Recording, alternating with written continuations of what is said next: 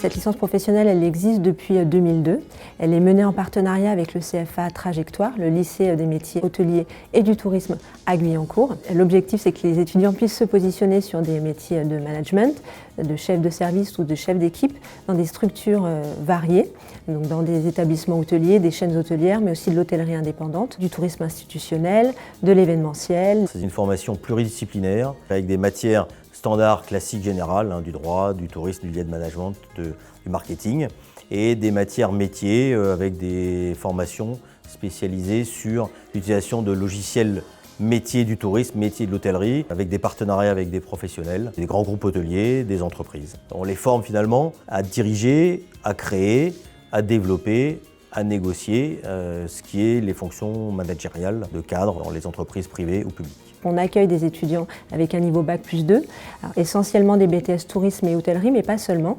On accueille des étudiants issus de licence 2 géographie, économie, AES, gestion, DUT technique de commercialisation. Donc on a des publics variés. Il y a un prérequis qui est une expérience d'au minimum 8 semaines dans le secteur de l'hôtellerie ou du tourisme. La formation suit un rythme d'alternance, donc une semaine.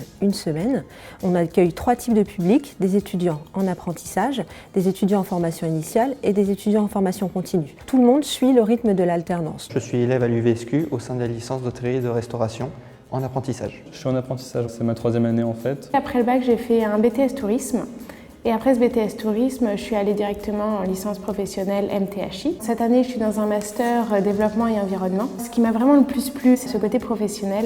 Dès le début, on avait un dossier à faire par groupe et c'était vraiment quelque chose de très concret. Ils ont pensé à d'abord consolider nos bases avant de commencer à nous montrer vraiment le programme de licence. Il y a des choses que je n'ai pas eu l'occasion de voir en BTS et que je ne connaissais pas. Ça m'a permis d'avoir une réflexion plus pertinente dans mon entreprise. J'ai choisi cette licence parce que c'est une licence internationale, donc ce qui est assez intéressant vis-à-vis du tourisme. Le vrai avantage, je pense, dans le VSQ, c'est surtout la régularité de l'alternance. Une semaine. Le corps professoral est très bon. Des professionnels qui ont une réelle expérience et qui n'ont pas simplement un point de vue théorique. On a quelques profs aussi, chercheurs, donc qui vont nous donner vraiment cette approche globale en fait, du tourisme et de l'hôtellerie. On a à peu près une dizaine d'intervenants professionnels qui enseignent au sein de cette formation, qui vont apporter leur connaissance du terrain, leur expérience, leur vécu. La première matière que j'enseigne, c'est la partie management. Donc c'est le management global, management général de l'entreprise. Quelle est la posture d'un manager, comment faire face à des salariés, comment savoir négocier, comment créer une offre différenciante par rapport aux concurrents.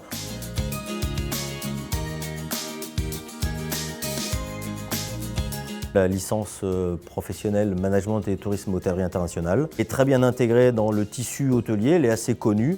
Il y a des partenariats avec des grands groupes hôteliers comme Accor, avec des grandes chaînes mondiales comme le groupe Marriott qui prennent aussi beaucoup d'apprentis dans leurs hôtels parisiens. Au niveau des débouchés professionnels, on a 2/3 de nos étudiants qui accèdent directement à l'emploi à l'issue de cette formation, avec un temps médian d'accès au premier emploi qui est relativement court, on est à peu près à 1 mois et demi. Le taux d'insertion est plutôt assez élevé, c'est un secteur en plus qui recrute beaucoup. On a quand même un certain nombre d'étudiants qui continuent en master, plutôt des masters en alternance avec des bons taux de réussite.